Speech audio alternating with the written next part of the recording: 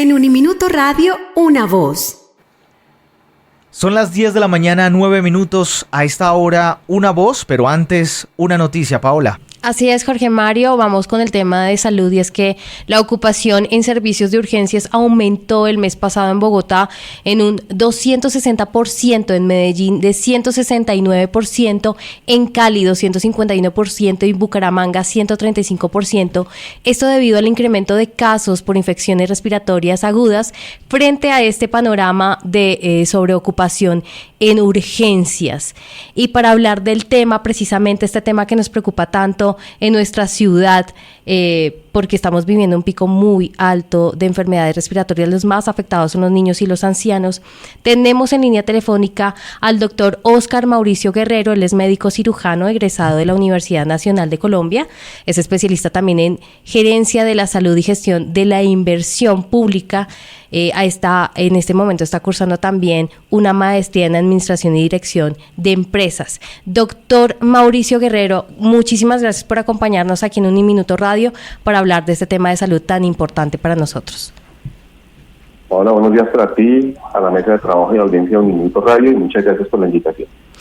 Veíamos en la nota precisamente, doctor, que la preocupación es que estamos ocupando gran parte de urgencias en los establecimientos médicos, no solo de Bogotá, sino de toda Colombia.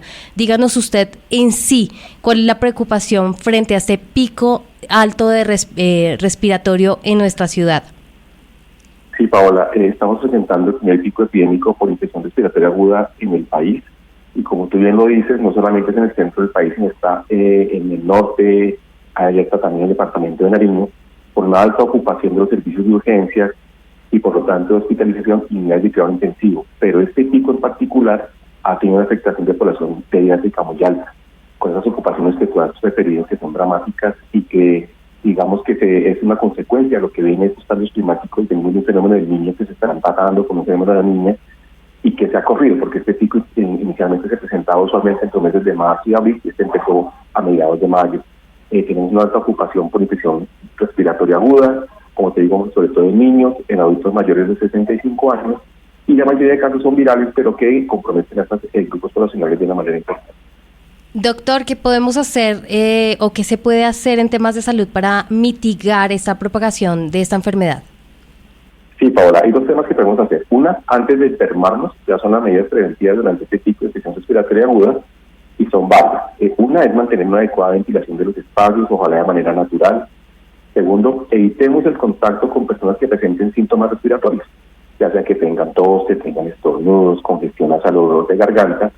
Es importante recordarle a la audiencia que tenemos que tener al día el esquema de vacunación, incluyendo el COVID e influenza, y evitemos asistir a lugares muy concurridos, a menos que sea necesario, y si es necesario, pues una permanencia muy corta en esos sitios. Mantengámonos muy bien hidratados, y es una cosa muy importante. Recordemos que estos casos de ira, la mayoría de ocasiones son ocasionados por virus. Estos se transmiten cuando yo hablo, cuando yo toso o estornudo, y cuando también toco la superficie, es decir, en las manos llevo los virus. Entonces es importante lavarnos frecuentemente las manos, evitar llevarnos las manos a la cara, y sobre todo lavarnos las manos cuando llegamos de la calle. Y en los casos que se pueda hacer, favorecer el teletrabajo, hay el teletrabajo durante el pico en los casos que sea necesario. Estas son recomendaciones preventivas. Pero, Paola, cuando ya tengamos síntomas respiratorios, ¿qué debemos hacer? Pues, como dije anteriormente, estos en la mayoría de los casos son virales, un 95%, sobre todo por influenza, por adenovirus y por el COVID, que toda está produciendo infección respiratoria durante este pico. Entonces, pues, la mayoría de enfermedades de estos cuadros son autolimitados, quiere decir que se resuelven solas en términos de 4 o 5 días, y no requieren sino un manejo sintomático, o sea, para la fiebre, para hidratarnos, para la congestión nasal. Entonces las recomendaciones son las siguientes principalmente. Entonces, si tengo síntomas respiratorios, debo evitar al máximo salir a la calle, y si los niños están con estos síntomas, evitar enviarlos al colegio o al jardín, fundamental. Hacer el uso de tapabocas convencional, ni de tapabocas especializados, ni el N95, nada de esas cosas, el común y corriente, si tenemos contacto con una persona que presente síntomas respiratorios. Y como lo dije, estas enfermedades son autolimitadas, no requieren manejo antibiótico. Esto es un llamado de verdad muy importante a la comunidad.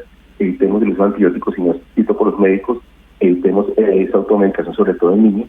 Y ante síntomas respiratorios, consultemos inicialmente y de manera ideal a los servicios médicos a través de los servicios de telemedicina o de atención domiciliaria, para evitar ir a estos sitios y funcionar servicios de urgencias donde se propagan más las infecciones.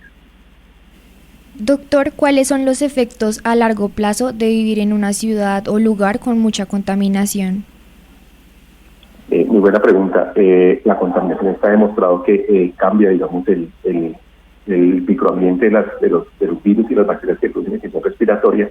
Estamos sometidos a contaminación por los vehículos, a contaminación ambiental, a contaminación de nosotros, en nuestra actividad diaria, en las casas, en los trabajos, sumados a estos dramáticos cambios también de temperatura que hemos tenido. En Colombia no tenemos estaciones como tal, tenemos periodos de calor y de lluvia, y venimos en una transición muy fuerte. Recordemos que este periodo, esta época de niño, este fenómeno duró casi desde el año pasado hasta mitad de este año. Entonces eso ha afectado muchísimo. Al cambiar el ambiente, cambia la temperatura, la humedad y las condiciones que favorecen la multiplicación y la mayor virulencia de estos microorganismos. Doctor, bueno, para ir cerrando este tema, también hay que contarles a nuestros oyentes que hay algunos que en casa procuran automedicarse. ¿Cuál sería ese consejo que usted le da a estas personas que se cuidan en casa pero se automedican? Muy buena pregunta. Reiterando lo anterior, sí, claro, Paola. Lo importante es que, les digo, estas enfermedades respiratorias, la mayoría de estas infecciones son pasajeras, duran prácticamente menos de una semana, y únicamente en casa hagamos un manejo sintomático. ¿Qué les recomiendo? Uno, pues mantener una adecuada temperatura. Si está haciendo mucho calor, pues no estar tan abrigado para no deshidratarse. Si hace frío, abrigarse bien, evitar cambios bruscos de temperatura, y mantenerse muy bien hidratados, lo que te dije, lavado de manos. Si una persona está con síntomas respiratorios en la casa, idealmente dejarla en una habitación, digamos, aparte, aislarla de cierta manera con también sus elementos de alimentación y demás. Pero lo más importante es no medicarse, no automedicarse, y especialmente evitar el uso de antibióticos. Los antibióticos están de moda, que es una dosis al día por 3 días, 2 dosis al día por 3 días, y los utilizamos de manera indiscriminada. No toda infección de garganta, no toda gripa que tengamos tiene que tener un manejo antibiótico. El manejo antibiótico es para las bacterias, y estos casos son virales. Entonces la principal recomendación es manejo sintomático, y si sentimos que persisten los síntomas, persiste la fiebre, tengo persistencia de tos, vaya, acudo a los servicios médicos de mi asegurador, y ahí el médico es el que determina si necesito un antibiótico u otro tipo de medicamento. Doctor Mauricio Guerrero, muchísimas gracias por las recomendaciones que usted nos da y por supuesto también hablando a grosso modo de esta noticia que nos preocupa a todos, recordarles a nuestros oyentes que tendremos esta nota publicada para que usted conozca un poco más a través de www.uniminutoradio.com.co. Al doctor Mauricio Guerrero, muchísimas gracias por estar con nosotros. Muchas gracias, Paula. Muchas gracias a todos y feliz día.